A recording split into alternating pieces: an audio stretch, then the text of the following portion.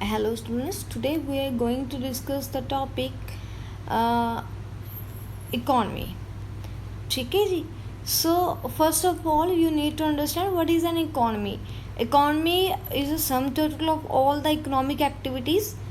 Economic activities are those activities of the human beings which are concerned with the consumption, production, exchange and the distribution of the wealth. So these activities are performed with the motive of earning income and spending to satisfy human wants. That means कि जे economic जी अपनी economy आ ठीक है जी it is a total of the economic activities. So economic activities are those activities which are related with the like consumption consume ਕਰਨ ਦੇ ਨਾਲ produce ਕਰਨ ਨਾਲ ਠੀਕ ਹੈ ਜੀ ਐਕਸਚੇਂਜ ਕਰਨਾ ਗੁੱਡਸ ਨੂੰ ਹੈ ਨਾ ਇੱਕ ਜਗ੍ਹਾ ਦੂਜੀ ਜਗ੍ਹਾ 'ਤੇ ਠੀਕ ਹੈ. ਸੋ ਜਿਹੜੀਆਂ ਇਹ ਐਕਟੀਵਿਟੀਜ਼ ਹੁੰਦੀਆਂ ਨੇ ਜੀ ਜੋ ਵੀ ਆਪਾਂ ਕੰਜ਼ੰਪਸ਼ਨ ਕਰਦੇ ਹਾਂ ਪ੍ਰੋਡਕਸ਼ਨ ਕਰਦੇ ਹਾਂ ਗੁੱਡਸ ਨੂੰ ਐਕਸਚੇਂਜ ਕਰਦੇ ਹਾਂ these are done with the motive of earning more and more profit or to satisfy the human needs.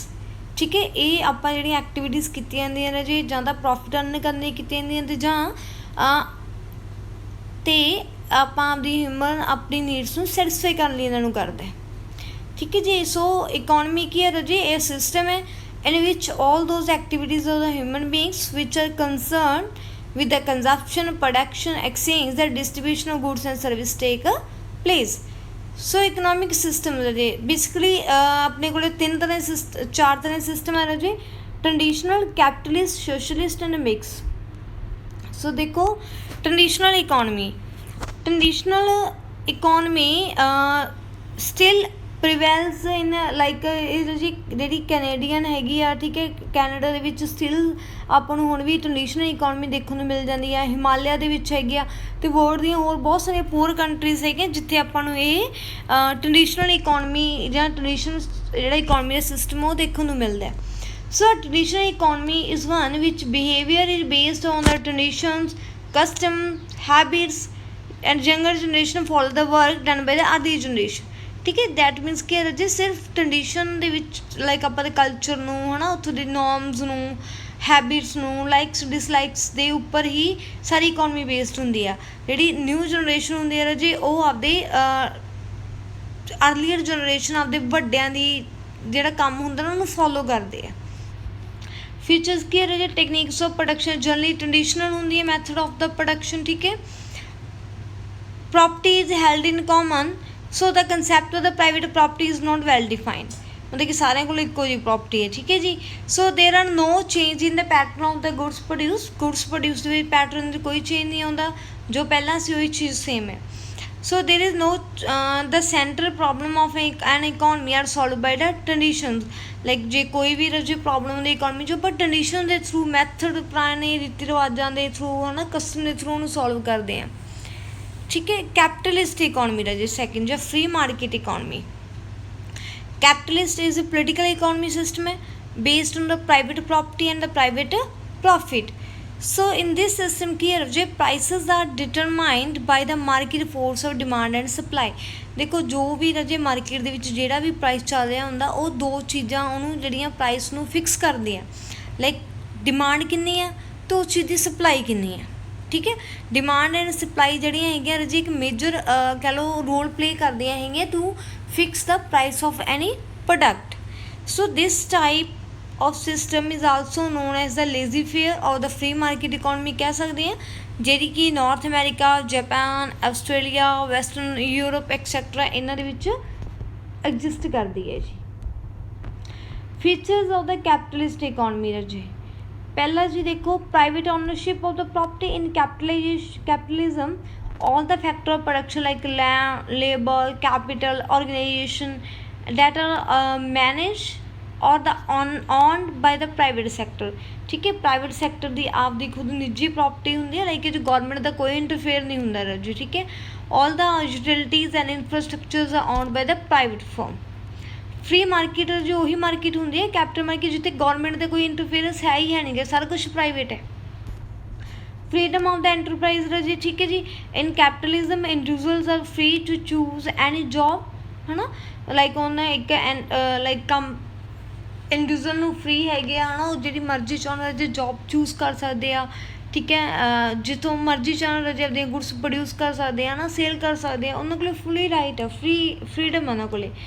Profit motive देखो कैपिटलिज्म ਦੇ ਸਾਰਾ ਕੁਝ ਪ੍ਰਾਈਵੇਟ ਹੁੰਦਾ, ਸੋ ਪ੍ਰਾਈਵੇਟ ਯੂਨਿਟਸ ਜਿਹੜੀਆਂ ਹੁੰਦੀਆਂ ਨੇ ਜਿਹਨਾਂ ਦਾ ਮੇਨ ਐਂਡ ਕਹ ਲਓ ਸਭ ਤੋਂ ਫਸਟ ਓਬਜੈਕਟਿਵ ਹੁੰਦਾ ਡੈਟ ਇਜ਼ ਪ੍ਰੋਫਿਟ ਅਰਨਿੰਗ।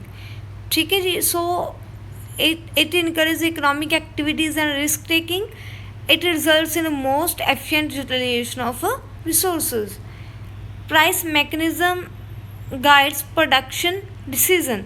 देखो in an free enterprise economy price mechanism guide production decision. Price ਆਪਾਂ ਨੂੰ गाइड करदा प्रोडक्शन ਨੂੰ किन्नी करनी है ਆਪਾਂ, लाइक वट टू प्रोड्यूस, की ਆਪਾਂ प्रोड्यूस करना, किन्ना प्रोड्यूस करना है एंड हाउ टू प्रोड्यूस, किवें प्रोड्यूस करना है।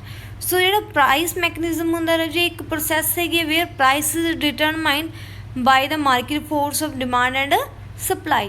सो these prices are the equilibrium prices होंदे आ। There is no intervention by the government की कोई इंटरवेंशन नहीं होंदी राजे, मतलब कोई इंटरफेरेंस नहीं होंदी। जिन्हें भी individuals are left alone allowed to maximise their own private wellbeing. Price mechanism has a form. देखो ये मतलब की है राजे भी ਜਿਹੜਾ ਵੀ प्राइस मैकेनिज्म मतलब ये भी उन्होंने पहले तो ये देख लेंगे भी आप की प्रोड्यूस करना, कदों प्रोड्यूस करना, किमें प्रोड्यूस करना, किन्ना प्रोड्यूस करना है। ठीक है जी, किन्ना दे लिए प्रोड्यूस करना। दैन प्राइस मैकेनिज्म में कहते प्राइस को छड़ देंगे लाइक प्रोडक्ट की डिमांड के सप्लाई के अकॉर्डिंग। ठीक है, उस प्रोडक्ट की जो मार्केट डिमांड कितनी हो रही है, ठीक है, तो उस प्रोडक्ट की सप्लाई कितनी हो रही है, सप्लाई तो डिमांड को देख के एक रेट फिक्स कर लिया जाता है। ठीक है जी। फीचर्स की है राजे it operates mainly through the price and profit के थ्रू ही ऑपरेट करता राजे ये। ठीक है, price serve as signal to the producers to decide like price एक सिग्नल होंगे जो प्रोड्यूसर को अलर्ट करता है like what to produce and to the consumer to decide what to consume है ना। प्रोड्यूसर्स को अलर्ट करता भी उन्होंने की प्रोड्यूस करना है, कंज्यूमर्स को अलर्ट करता भी उन्होंने की कंज्यूम करना है। If there are changes in the demand, जेकर उन्हें डिमांड पैटर्न चेंज हो रहे हैं जी, supply conditions the market undergo systematic और the automatic change to adjust with the new situation. Existence of the competition राजे, competition prevails in the capitalistic economies. Competition and the price mechanism coordinate all the activities of the producer and the consumers in an efficient and optimal मैनर। ठीक है जी। Consumer the supreme राजे, capitalist के विच consumer scale of preference guide production. Consumer supreme मतलब consumer king है। ठीक है जी, वो गाइड करता है भी उन्होंने कितनी प्रोडक्शन करनी, किमें करनी है। ठीक है जी, कंज्यूमर फ्री होंगे है ना, जिन्ना मर्जी चाहे जी कंज्यूम कर सकते हैं। Very unequal distribution of income under capitalism. ठीक है, there is a right of the inheritance. So legal heirs will become owners of the property after the वही भी लाइक जिमें जो एक बिजनेसमैन ने आपके पिछों ਉਹਦਾ वाली वारिस उन्होंने आपका बेटे ਨੂੰ उत्तराधिकारी ठीक है ना, जे कोई डैथ होने तो उस तो बाद जी है ना जो उसका लीगल हायर होगा, जो उन्हें लीगली हायर किया होगा परसन। ठीक है जी, मेरे मरन तो बाद मेरी प्रॉपर्टी का ये वाला वाली वारिस है वो परसन का लीगली ऑनर बन जाता है। Absence of the role of the government, the government does not interference in the functioning of the private entrepreneurs। ठीक है, so there is no central planning system, कोई सेंट्रल प्लानिंग सिस्टम नहीं हैगी। Every activity जी होंगी जो हरेक जो काम है प्राइस मैकेनिज्म के थ्रू किया जाता है, गौरमेंट का कोई इंटरफेरेंस नहीं होंगी। सैकेंड जो है कमांड इकोनॉमी या socialist economy. Socialist economy is a plan of the command economy that is based on the public ownership of the property and the social welfare motive. So prices are determined by the central planning authority. Some of the socialist countries and Hungary like Hungary हो गया, Poland हो गया, ठीक है, बल्गेरिया है ना, इन्हों के मैथड यूज़ किया जाता है।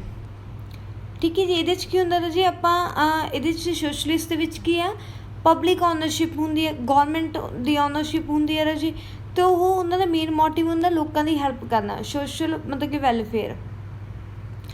ठीक है जी। Features of the socialist economy है जी public ownership of the property और the factor of the production. ठीक है जी, देयर इज़ सोशल या कलैक्टिव ऑनरशिप होगी है ना प्रोडक्शन की।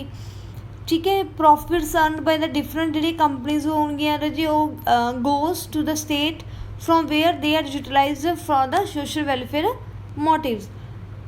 ਮਤਲਬ ਇਹਨਾਂ ਦਾ ਜਿਹੜਾ ਸੈਂਟਰ ਹੋਊਗਾ ਜਿੱਥੇ ਇਹਨਾਂ ਦਾ ਹੈੱਡ ਹੋਊਗਾ, ਠੀਕ ਹੈ, ਜਿੱਥੇ ਇਹਨਾਂ ਦਾ ਕਹਿ ਲਓ ਮੇਨ ਆਫਿਸ ਹੈ, ਜਿੰਨਾ ਪ੍ਰੋਫਿਟ ਅਰਨ ਕਰਨਗੇ ਸਾਰਾ ਉੱਥੇ ਚਲਾ ਜਾਊਗਾ। ਓਕੇ ਜੀ।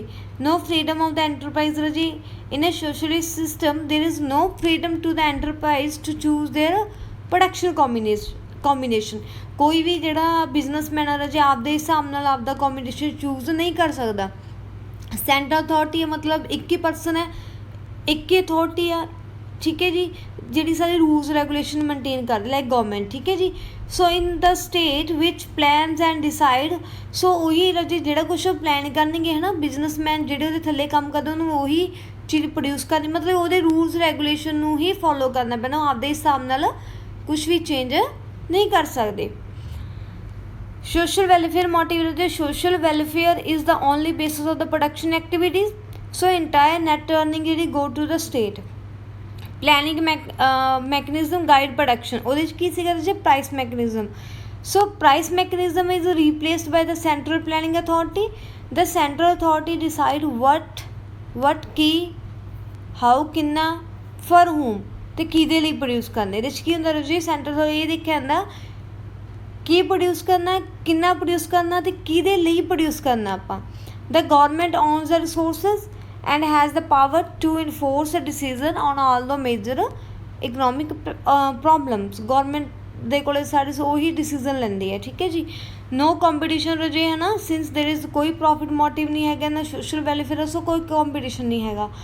Absence of the consumer sovereignty, so consumers in the socialist system are not independent to decide what to consume, है ना। they can consume only goods which are produced by the state, ठीक है। ਜਿਹੜਾ ਕੁਛ ਉਹਨਾਂ ਨੂੰ ਮਿਲੂਗਾ ਉਹਨਾਂ ਨੂੰ ਉਹੀ ਚੀਜ਼ ਮਤਲਬ ਕਿ ਯੂਜ਼ ਕਰਨੀ ਪੈਣੀ, ਉਹ ਫਰੀडम नहीं है ਉਹਨਾਂ ਕੋਲੇ। Restriction on the freedom of the occupation, in a socialist system equal work opportunities सीकें provided to the every citizen of the country. inequalities of income greatly reduced, in a socialist system work is ensured to everybody, so earning differ according to the nature of the work and ability of the work। देखो राजे ਇਹਦੇ ਕੀ ਹੈ, मतलब ਹਰੇਕ person ਦੀ ਰਾਜੇ ਆਪਦੀ ਉਹਦੀ capabilities ਹੈ, ਠੀਕ ਹੈ। ਇਹਦੇ ਵਿੱਚ ਕੀ ਹੈ ਰਾਜੇ ਉਹਨਾਂ ਦੇ ਕੰਮ ਦੇ ਅਕੋਰਡਿੰਗ ਹੈ ਨਾ ਸੈਲਰੀ ਮਿਲੂਗੀ, ਉਹਨਾਂ ਦੀ ਅਬਿਲਿਟੀ ਦੇ ਅਕੋਰਡਿੰਗ ਉਹਨਾਂ ਨੂੰ ਵਰਕ ਮਿਲੂਗਾ, ਠੀਕ ਹੈ ਜੀ। So economic inequalities get reduced as there is no right to private property. Okay ji.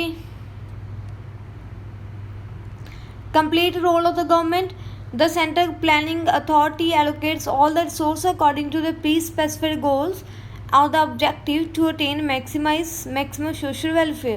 so the central planning authority decide what, how and for whom to produce। वो decide करते भी कितना प्रोड्यूस करना, किहदे लई प्रोड्यूस करना, कदों करना है।